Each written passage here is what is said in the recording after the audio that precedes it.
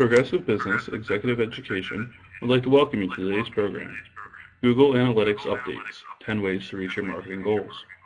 My name is Kevin and I'll be your moderator for today's program. Today's event is 90 minutes in length. There will be a 75-minute presentation followed by a 15-minute question-and-answer session. I will prompt you to begin asking questions. The entire program is being recorded and can be purchased at a 10-day discount by calling 1-800-964-6033 or by using the order form included with the training materials. If you have any questions during the event, you can communicate with me through the chat box in the bottom left of your screen. Before I introduce our instructor, I would like to review the information materials packet. The materials packet includes a cover letter of the materials, a copy of the instructor's presentation, an order form for the recording, an evaluation form, and copyright information about this program. Please remember that it is a violation of our copyright to record the training. Now I would like to introduce the instructor, Tina Arnaldi. There may be a few second delay before she begins speaking. Please be patient.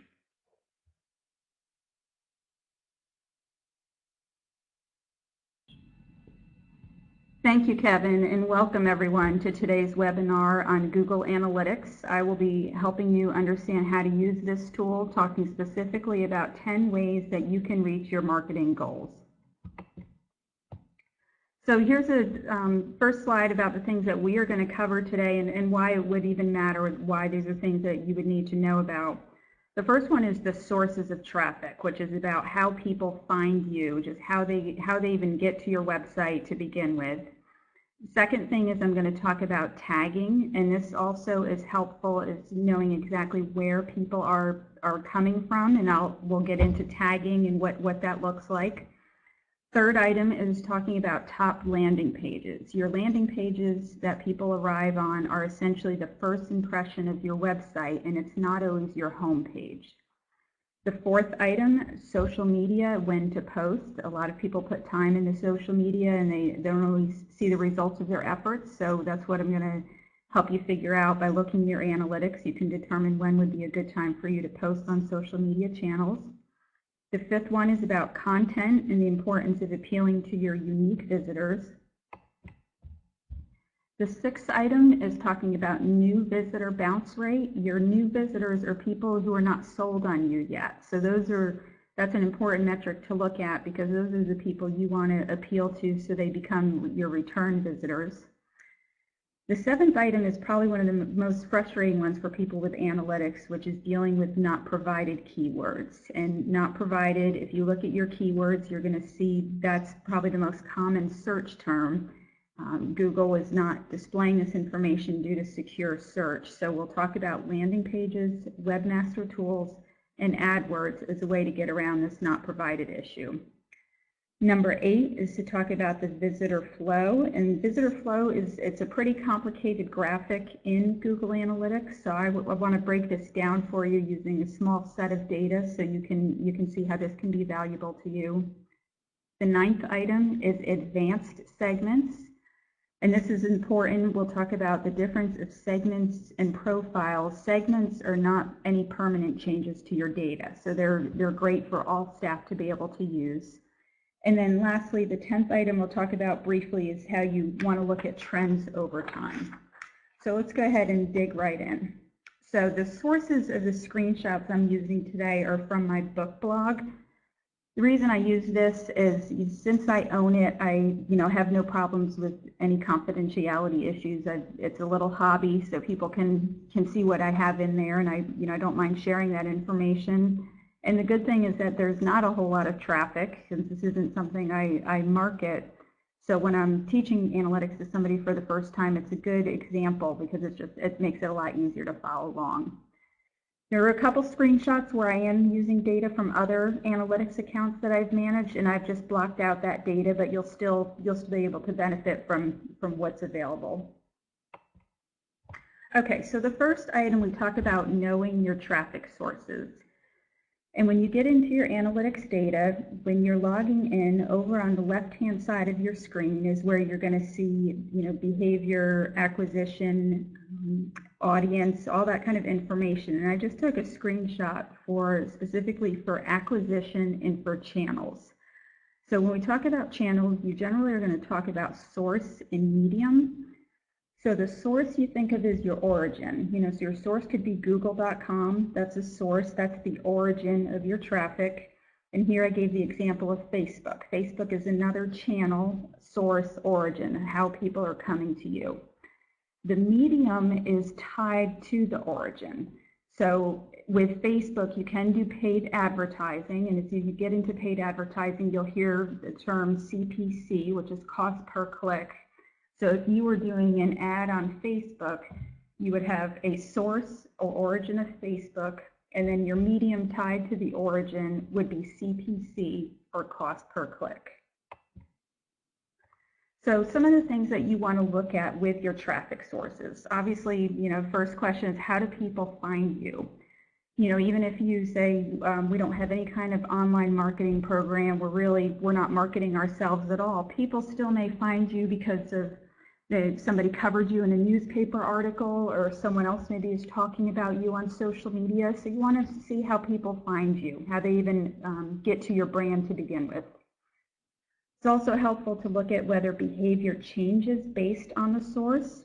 And a great example of this is if you do paid advertising, you can kind of slice and dice your data to look at your traffic that comes from a paid source and compare that to traffic that comes from an organic or natural source, and then see what the behavior looks like. So for example, if the people coming from a paid advertising campaign are bouncing on your site, they're not doing any lead generation, they're not buying, they're just not a good source of traffic for you, and you see that your organic channels are doing well, then maybe you want to spend less time on your paid advertising and doing more of the things that help you organically. And then also another thing to look at with your traffic sources is if there were any surprises.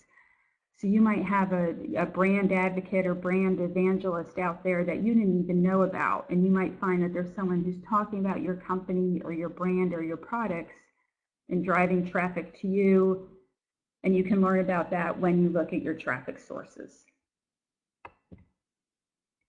So again, I said different behavior by traffic sources, and I say this repeatedly when I teach analytics classes because you want to be careful that you don't look at just bounce rate or just traffic source, or to not look at one metric on its own. It's great. You want to be able to look at these things compared to each other. Also, the behavior you expect. So if you are, let's say you have a campaign going to a page on your site where you have a really great sale, and you're sure that the orders are going to just be flying in, and that's just going to be a great promotion for you, and you're really not seeing the orders coming in, that's when you might want to look back at the source or the campaign and see if it really is matching what you're telling people they can see when they come to your landing page. So that's why you look at all of these different things together.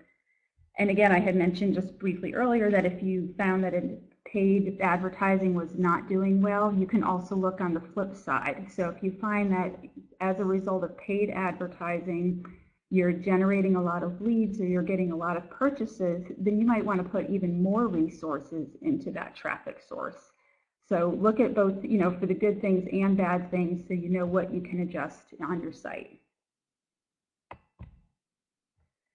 So this screenshot here is this one I did take from my book blog, and you can see where I have circled here in red source medium. So I'm back to looking under my acquisition channels, and I'm looking specifically at source and medium. One thing I've noticed is there's quite a bit of direct traffic on here, and direct traffic means that somebody just goes to your website. They just type in your url.com. So, and I don't think that a lot of people necessarily would know that I have this book blog out here, so it's possible that I have some links that don't have campaign tracking on them, and just keep that in mind. It'll be a lot clearer when I get to campaign tracking a little bit. When I look at Goodreads, now Goodreads is a site for book lovers. People just share books that they're reading or reviews and get recommendations. And I see there are only 3 that are coming to my book blog as a result of Goodreads. Now I would expect that to be a little bit higher. So what what could I do? Maybe I'm giving my full review on Goodreads and I'm not giving enough information to people that would make them want to come back to the site as a result. So the data gives you some questions. After you look at it, you'll start asking the right kind of questions on where you need to change your efforts. It's good to know too, when you look into your acquisition, is what's bringing in your new customers and what's bringing in your return customers. You know, you might think, well, our return customers, they already know about us. They probably just came and they checked out our sale. But what you would want to look at is your returning customers. Do they come, you know, just because they saved your site and they bookmarked it, or do they love your email newsletter and you tend to see a lot of return traffic after they read your email newsletter each month? So again, these are just more questions that you can start to ask yourself as you get more into the data. Okay, tagging.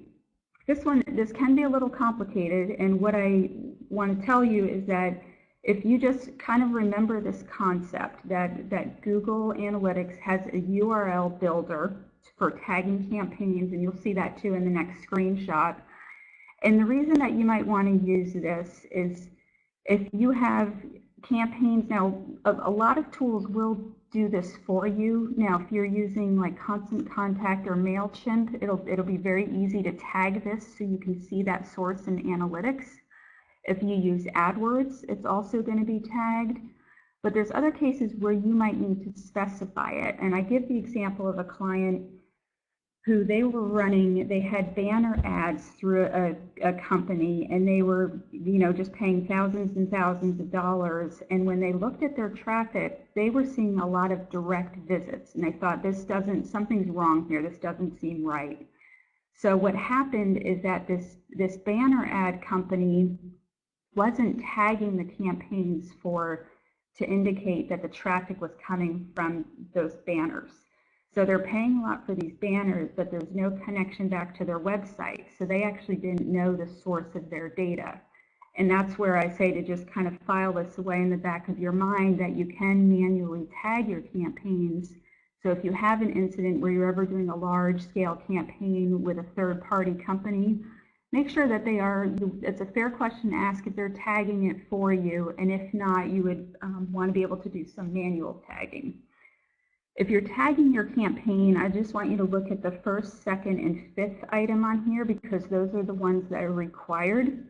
So if you are going to use Google's URL builder to tag, you would need to indicate the source and the medium, which we just talked about in the last couple slides, and then the campaign. And the campaign name, what you see on the bottom, they gave the example of spring sale, and that is literally just whatever you might call it internally. Spring sale, Christmas promotion, Valentine's Day event, just anything. That's just an internal name for you. So when you see that information in your analytics, you know exactly what type of traffic that is that came in. And so here, again, I reference it, the URL builder. And when you go to search later, you just search Google URL builder and you'll see this. And it literally walks you through exactly what you have to do. So you will enter the URL of your website, meaning the URL or the page that you want people to arrive on as a result of engaging in your campaign. And then you would fill in the fields as I had just mentioned. In this example, I said we're going to tag this campaign, this imaginary campaign, with a source of Facebook. The medium is going to be CPC. All right, so we've got the source and the medium. And then I said the campaign name of Christmas. So we're going to say this was for our Christmas promotion. So again, in this, when you searched for URL builder on Google, it's going to walk you through it. So it'll be very easy to fill that out if you do need to tag some campaigns. Okay, so if you don't tag, you know, again, you'll see that your paid campaign might be organic or direct, or you're just going to see results in your analytics under source and medium that you are not expecting. So again, you won't need to do this for AdWords. You can auto tag. You generally wouldn't need to do this for something like a MailChimp or Constant Contact program, but please keep this in the back of your mind if you do some larger ads with some third-party companies. Okay, landing page. Let me first explain what a landing page is. According to Google Analytics, a landing page is the page that visitors land on. It's their first impression of your website.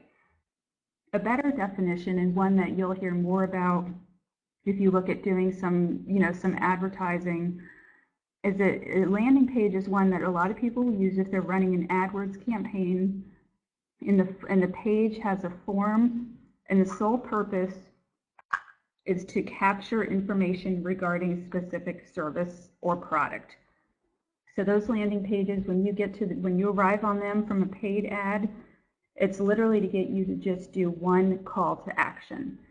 And I point out these two things just because when you hear about landing pages, there's really two different contexts that you'll hear people talking about them in.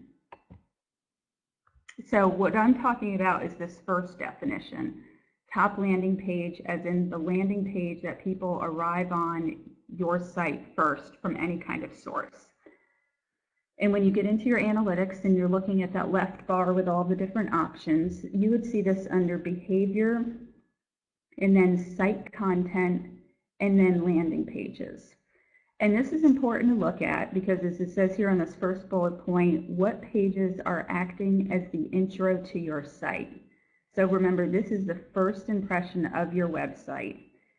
Can they be improved? If your top landing page is also a top exit page, then that's a problem, that there's something about that that's not appealing to people. It's not drawing them in, and they might, just come to your site and take off because your message isn't appealing enough to keep them there. Another thing to think about with your messaging on your landing page is, I give the example a lot of email newsletters. If you have an email newsletter, you definitely want those buttons to be prominent on your site. You don't want to make it hard for people to subscribe to your email newsletter if that's an important marketing strategy for you. So that's something where you might want to take advantage of on your top landing pages, if you can make it fit, maybe in the top right corner, to have an option to subscribe to your email newsletter. So think strategically too how you can take advantage of the things that are already on your landing page. I already said, is your landing page your top exit page? That could be a problem if people come and they leave, they're not compelled to look at anything else. The other thing is a call to action. Now, a call to action is what you want the user to do, and I gave the example of an email newsletter. So your call to action could be subscribe for our email newsletter, fill out our form, call us today. So take advantage of that landing page knowledge too, to have your visitor do something. Make it clear what you want them to do. And then also, when you look at your landing pages, you want to make sure that it's answering the question that was perceived coming from the source. So an example of that is if the source is an ad or a promotion somewhere, and it's about buying shoes, and it comes to the landing page, and the landing page is about clothing or apparel or your home page. That's a problem because it doesn't answer the question on the source. The source is, I want to buy a pair of shoes, and then I'm coming to this landing page that's about t-shirts. I don't want to have to do those extra clicks. So compare your top landing pages to the messaging on the source, and to make sure that those two things match up.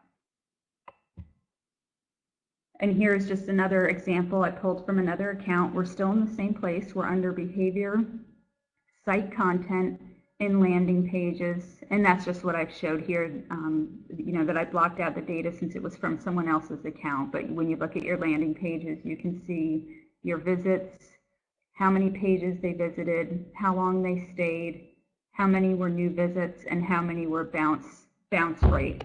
So on this screenshot, it's a little hard to see on the, on this shot, but on the very bottom right-hand corner, you see it says 96.11%. Now, if I would look at that, that's line number 4. That's an indication that there's probably something wrong with that page, that when people land on the page, most people just take off. So, if I were the marketing analyst, working on this account, I would want to take some time and dig into that page and see what, something wrong with the messaging. Does it not perform well? What can we change about that? So that's how you can kind of drill in and start asking yourself some questions about your data. And then a big thing too is how are they converting, right? And a goal would be an email newsletter sign up would be an example of a goal. So on that particular landing page, how are they doing with goals? Do a lot of them end up filling the email newsletter or the lead generation form? This is more data that you want to see, because it's nice to get visitors to your site. What's more important is that they're taking an action that's going to bring in revenue for you. Okay, so this fourth one, this one is such a simple tip, and it's such a huge time saver. It's talking about when to post to social media, right? So we all put different things out on our social media channels, and maybe we hope for the best. We may not check our metrics. We don't know what's performing well. And this is just such a great tool to really get an answer on when you should be posting. So to get at this information, you again would be on the left sidebar, and you would choose social and network referrals. And then when you look here, that social network, it lists the networks that these are people that are coming to my book blog site, and this is where they come from. So some come from Goodreads, some from Blogger, some from Twitter. So that just kind of gives you at a glance which channels are doing well, but more importantly is to know which days those are doing well. So when I'm still here, I'm in the same place under the social network, and I'm choosing that drop-down button, and I'm choosing day of the week. And then that's exactly what this does. You can see the day of the week here goes from 0 to 6, and 0 is Sunday. So I can see, so let's see, so 6 is Saturday, and so Blogger on a Saturday, that seemed to do pretty well for me. And you can see it's kind of spread out here a little bit. But this is something I recommend, doing, depending on how active you are with social media, maybe once a week coming in here and looking at it and seeing when your posts are being read, because there's different experts will tell you different days that you must post, and this is the best time. And what this tells you is the best time to post for your company. So if you're really active on Facebook and you come in here and you see that everybody's just reading your Facebook posts on Tuesdays, well then Tuesdays are the best time to post. So this is data about your site.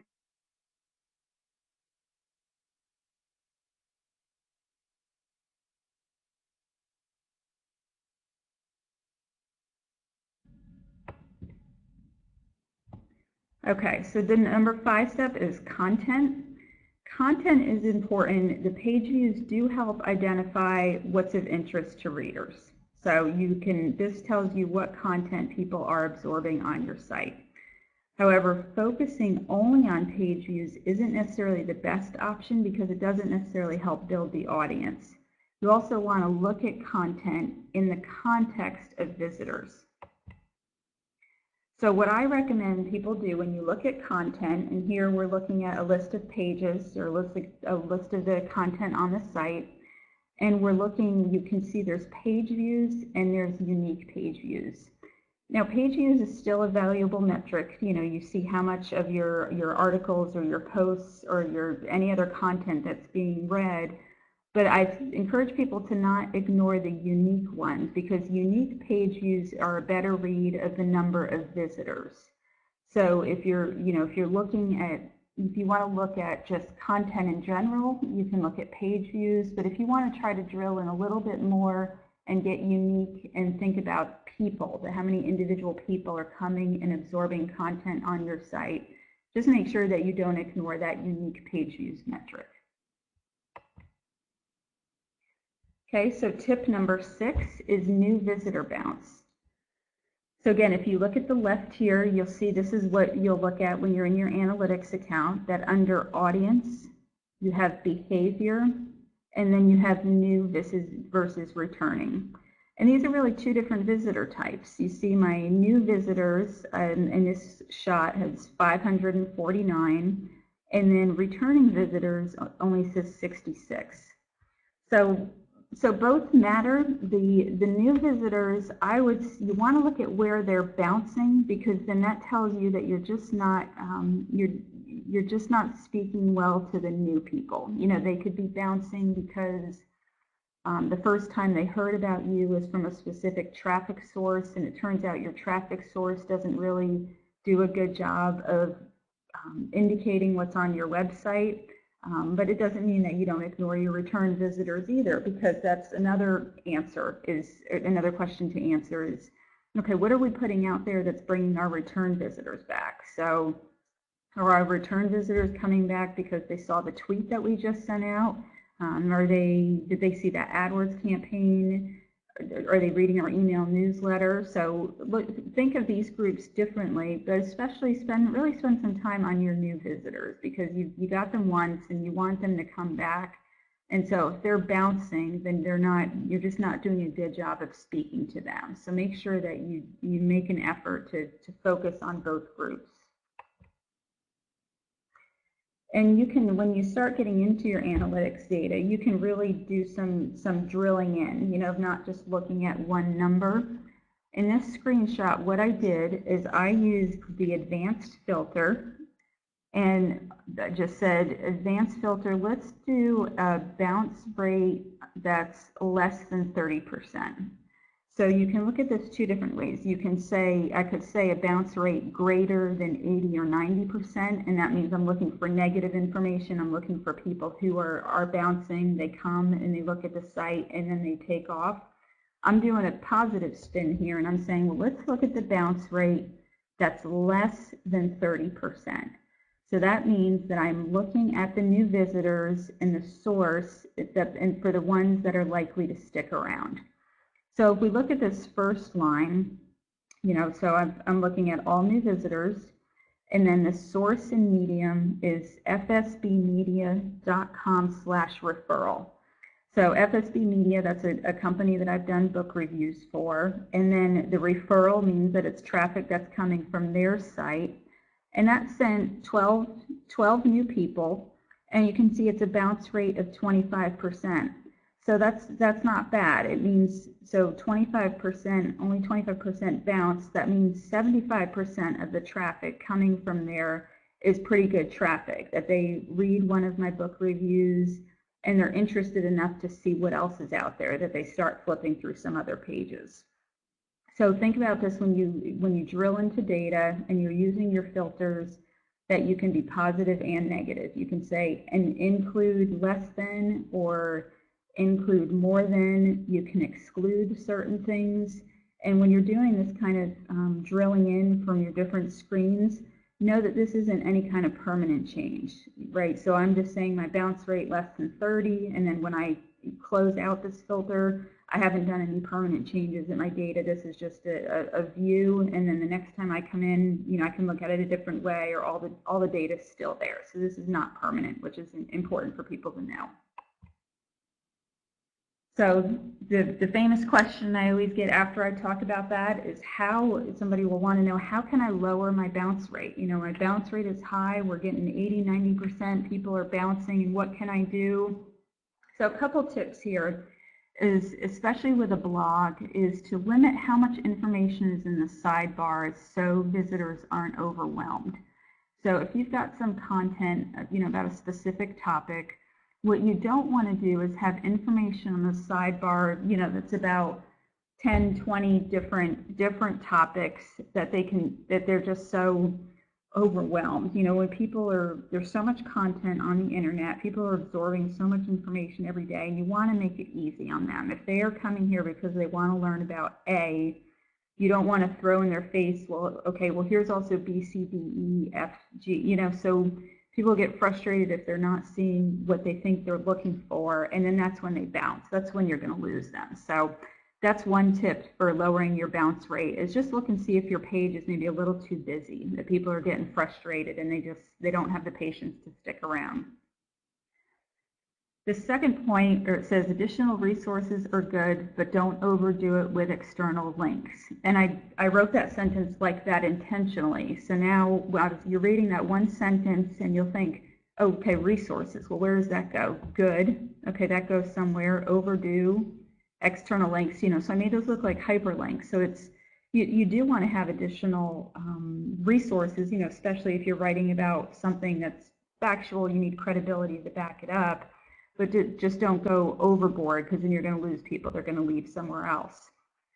What you do want to do is make related content stand out. And if you look at some blogs that you are reading regularly, if you look at the bottom of them, sometimes they'll say, you may also be interested in this, or related posts, and it'll list a couple of related posts. That makes sense because it's still in the eye of the consumer. They're still absorbing the information that they want to absorb. So, you're still in the same theme. You're not confusing them by throwing out a whole bunch of other information. So that's a good strategy too. That can definitely help you lower your bounce rate. Okay, so tip number 7. This one I've spent quite a bit of time on because this has been such a frustration for people. A lot of marketers I know have definitely not been happy about losing this data. And this is dealing with not provided. You'll see, if you follow marketing blogs, you'll see a lot of literature about this not provided issue. And I've got a few different ways that I deal with it. So just to show you what I mean, if you haven't looked at an analytics account, that when you come in here, we're on the left and we're under the acquisition section. And then under acquisition, you'll see we go down to keywords, and you have paid and organic. Paid keywords are exactly that, like AdWords, or if you're paying for a Facebook ad, and it's literally a keyword that basically you are buying through some kind of advertising campaign. Organic is the natural search terms. So when you're at a google.com screen, you just looked at a search. Along the top in the right column, those are your paid ads with paid keywords.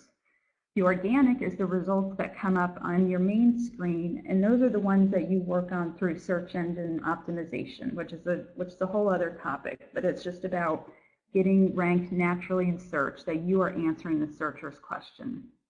So when you look at this screenshot, I took the screenshot a while ago, and you can see that the not provided keywords are 162, and then you see the other keywords that just has a few. This number is going to just keep going down to where you're really not going to have keyword data in analytics so much. So there's other things to think about. So how do I deal with this? I can't get my keywords. What else can I do? Well, one option, this is a little bit of a workaround, but if you come in and back here, I'll go back one slide. If I were to click on this not provided, this first line, I'm drilling into not provided. So I've drilled into not provided, and if you look over in this left column of the screen, you'll see those 5 lines that say not provided. And then what I'm going to do is I'm going to do a secondary dimension of the landing page. And that's what you see in this next column. So my column on the left is keywords, kind of hidden from the drop down. The next one over is landing page. Now what this tells me is that when somebody has a not provided keyword, meaning I don't know what the keyword is, this is the landing page that they come to. So you are definitely making some assumptions here, so you have to be careful with this, but this can just kind of give you a little bit of an idea to get into the mind of the searcher, is that when I look at my not provided keywords landing pages, my top one on this book blog is Every Day of Friday Journal by Joel Osteen. And you can see that's 59 of the visits. The next one is 19. So again, I'm making assumptions. I could say, well, maybe they're looking, they're looking for Joel Osteen. He's a pretty well-known Christian author. So maybe they're searching his name. Maybe they are searching for that book title, Every Day of Friday. They could just be searching for Christian nonfiction. So you see, I am doing some guessing, but I can kind of get a theme for maybe what kind of books on my blog are appealing to people the most. So again, I just warn you, you do have to be careful because you don't know exactly what the not provided keyword means. This just kind of gives you one way to help you at least make some assumptions. The other option is Webmaster Tools. Webmaster Tools is a free tool you can get through Google. And if you're not sure if you have it, just ask the person that manages your website. Chances are very good that they have already set up an account for this, or if they haven't, they will be able to do so very easily. And it's literally just, where you see here, google.com/webmasters, that you can set up. And it's good. A lot of web people use that. I have this on sites just so I can kind of monitor the health of the site, if there's 404 pages or malware, just any of that tech speak for problems that you might be having with your website. So this is just something good, a good resource. Talk to your web people to make sure that you have this installed. What's really cool though is once you have Webmaster Tools installed and you have it connected to your site, then when you look into your analytics data, if you look here to the left, okay, so you'll see again, I'm in acquisition. All the way on the bottom of acquisition, now I have this new option because I am connected to Webmaster Tools of search engine optimization and then queries. Now, queries are the actual search terms that users are using when they go to google.com and do a search. So what I'm learning here on the right is that for query number 1, every day is a Friday journal. During this period, that search result came up 600 times in front of a searcher, right? So the impressions, meaning that it showed in search results. The second column shows that of those 600 times it was on somebody's search screen, they clicked on my blog link 5 times. That's not great. It's obviously, if it was something where it was a revenue producer for me, that would be a problem. But it does show me that based on that query, that there are a few people that are coming to the site.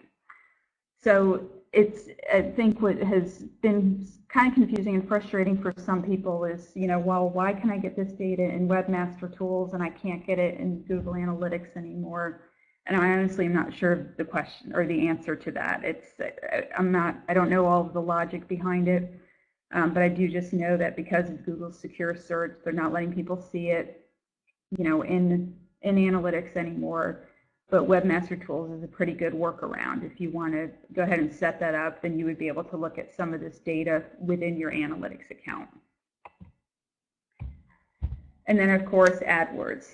Some of the more cynical marketers I've talked to or followed have said, well, Google's hiding that keyword data in analytics because they want you to just get a paid AdWords account. And maybe that's true, maybe it's not. But the fact is that AdWords, if you want to really go after certain keywords and see how you're doing with those words that people are coming to your site, then AdWords is a way to go. AdWords is, it can be very expensive if it's not monitored well, and that's definitely a class for another time. But just to point out that if you do want to, if keyword data is important to you, you really want to be able to get at your keyword data, then I would say go ahead and set up an AdWords account and just be really targeted. Just play around a couple dollars a day for certain words and just see how you're doing. Some of it, I look at AdWords can be just some of your market research budget, to see if the words that you think your business is about are the words that searchers think it's about, if it's bringing searchers to your site or not. So that's the other way to get at keywords data. So again, with the not provided, we looked at the landing pages and seeing where people were landing as a result of not provided. So we were making some assumptions there. Then we looked at Webmaster Tools, and that absolutely, talk to your web person about getting that set up so you can connect that data to analytics. And then finally, if you have a small budget to play around with AdWords, to go ahead and try to do a campaign and give that, make that an opportunity for you to do a little research and just see how that works if you're being found for the words that you want to be found for. Okay, visitors flow. This is pretty mind-boggling for people, and it's very confusing when you're looking at it for the first time. Basically, what it is, it's a graph in Google Analytics that shows the path visitors took through your site. So when I'll show you the next screen, the path that people travel, those are the connections, and then node is a dimension, like kind of each stop along the way. to really be able to use visitor flow is I just point out to look at one piece at a time. If you come in and look at your visitor flow, you just see stuff all over the place that it's so hard to follow. So you want to just look at it a little piece at a time to be able to get the most out of it. So this screenshot I took right from Google's support. But you can see what I mean now. So we have the nodes, right? Like I said, those little stops along the way, and then it shows here the connections, those gray lines in between. And what happens is most people come in here, they look at this, they look at this crazy screen, and they say, this is no use to me. So that's what I say when you come in, you look at visitors flow, you want to break it down to make sure it's useful to you, because this I agree is too much for somebody to look at. So what I did, and again, I used my book blog since it's a small, such a small traffic site that it's easier for people to follow along because of that. So I had a campaign out there called Book Blogger. So you can see on the left it says Book Blogger 13. So 13 people came to the site as a result of this Book Blogger campaign. Okay, this middle screen says Starting Pages. So that was the 13 people that came in, this is where the 13 went, and then 11 dropped off. So starting page, this is the top one in green, it was nonfiction. So those 13 people, 10 came to the nonfiction section. The next one down where it's just the slash and then the number 2. So again, I'm on the middle here. Those were the home page. And then this very bottom one came to the business page. And I'm going to talk about what that box there means in a minute. Okay, so we had, again, the starting pages, we had 13 visits. And of those 13, 11 eventually dropped off. So what looks like happened here is, so the 10 people that came to this nonfiction section looked at the nonfiction section and then they dropped off.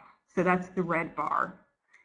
And then on this middle one, where it's the slash for the home page that shows 2, I can see, looking at this next connection, that one person continued on and one person dropped off, as you can see in red here. Now the very bottom was for the business section of books. And you can do this on any of your nodes, is you can right click to have more options. So on this bottom one, so I had my one visitor to business, I right clicked on visitor and it gave me more information about this specific node. Now again, this is such a small sample that you could figure out these nodes and connections just by looking at it, but I just want to show you the possibilities to dig in a little bit more. So I right-clicked on business, and it's telling me that one went through and there were 0 drop-offs. So of these 13 people that came in on the first section, one of those people went to the business section, and then that one person continued through. So they went on to see the next page. So you can see how if you come back here again, and if you're looking at this, this main screen on slide 30, where it's just node connection node, and that's just so hard to follow. The key to that is to come back in and where it says campaign, to pick sections and just look at one little section at a time to see how people are traveling through your site. And this is important because you want to know if people do step 1 and then they do step 2 and then they do step 3, or you might find people are at step 1 and then they go to what you would see as step 6 and then they come back to step 2. So it helps you get into the mind of the searcher, just how they see your site, how they think it flows logically. And also, you might find some frustrated searchers. If people are not able to find what they need, they go to this page and that page, and then they come back, and then they're going back here, is that they're obviously having trouble finding something. So that's where it can be valuable to look at the visitor flow in your site. And again, as I showed here, you can right-click. In this case, what I did is I am looking at the visitor flow by social network. Right, so social network, and I'm scrolling all the way down to the bottom, and you had those few visitors for Twitter. I can right-click on the segment and say view only this segment. So in this scenario, I only want to look at those 4 visitors from Twitter. So now you can see where I am. I've broken this data down a little bit more. If we back up here to slide 32, there's quite a bit going on. That can still be a little confusing. So what I did is I'm on Twitter. I right-click so I can look at those 4 visitors. And then I come back here to slide 33, and I can see that of these 4 Twitter visitors, 2 went to this top option. That's probably that of business.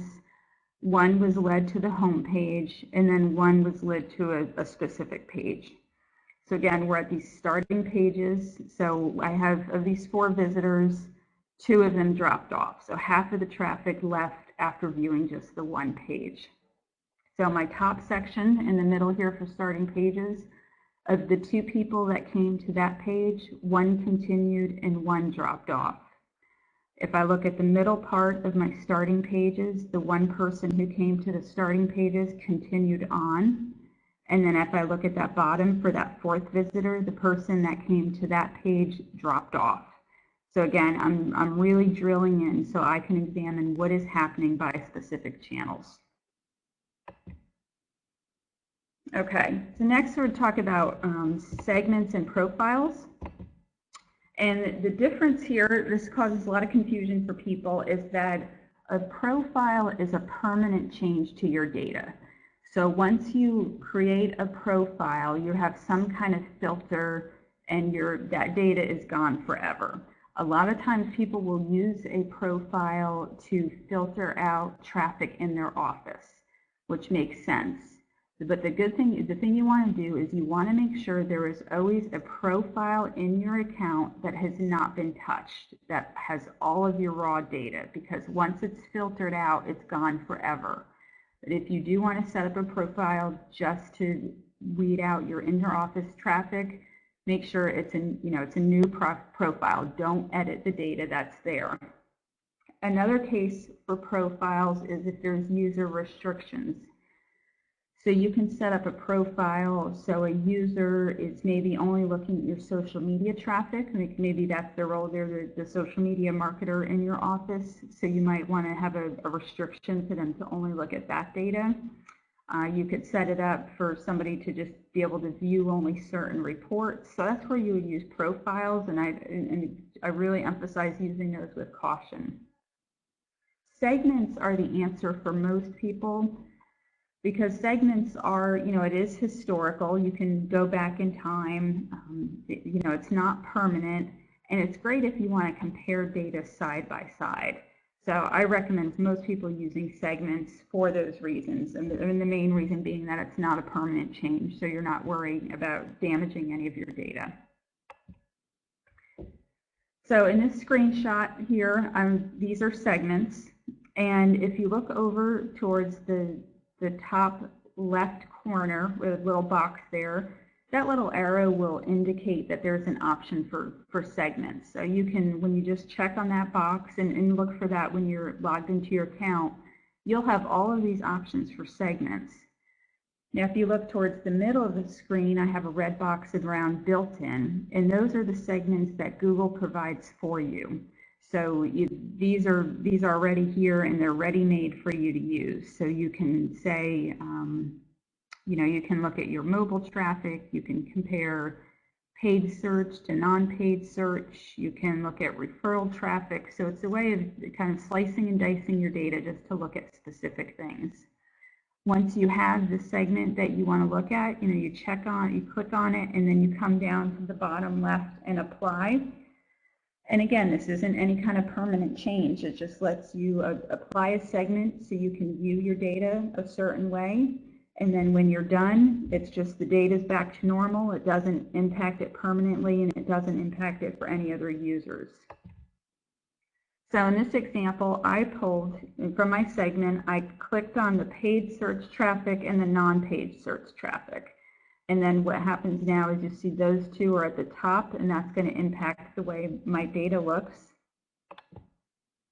And so I've applied that segment, and I am looking at my traffic I chose different countries here. So we've got United States up top, And then what this does is it segments it. So I'm saying my country, I want to look at country first. I want to see what countries are viewing this blog data. And then I want to see who is coming as a result of paid search and who's coming as a result of non-paid search. So these numbers do make sense because I put in maybe a couple bucks to a paid search that I was playing around with. It's obviously not something that I was doing heavily since this isn't a revenue stream for me. But you can see most of my traffic. So I did get a couple people when I was doing a paid search campaign. And obviously most of my traffic came from non-paid organic search. So if you are, a good case use of this is if you are running paid campaigns in different parts of the country and you want to see how your traffic is doing for your paid versus non-paid. I could have drilled into United States and looked at states. So let's say I have my business is in North Carolina and South Carolina.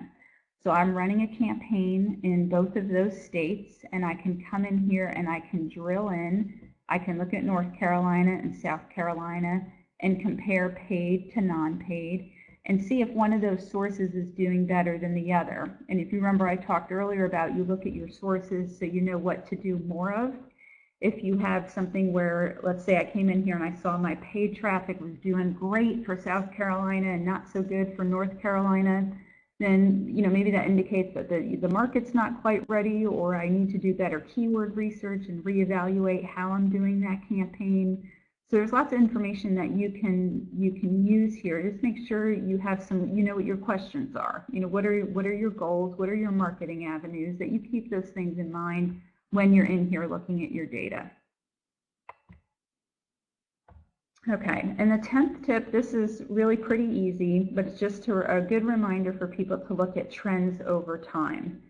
So you have seasonal. So for many retailers, they may not want to comparing November to December may not be as meaningful as comparing by that month over the per year. So what I mean for seasonal is for retailers for Christmas, they might want to look at December in 2013 and compare that to December in 2014. So you're looking at seasonal trends. Were you getting more traffic on your site? Economic. Obviously, if there's a recession or unemployment rate is at an all-time high, there could be economic trends that's going to impact the activity you're seeing on your site. And then, of course, advertising is so important. Don't, if you're doing paid campaigns, don't just do campaigns and pay your bill every month. Make sure you are really drilling in at, are you getting more lead generation as a result?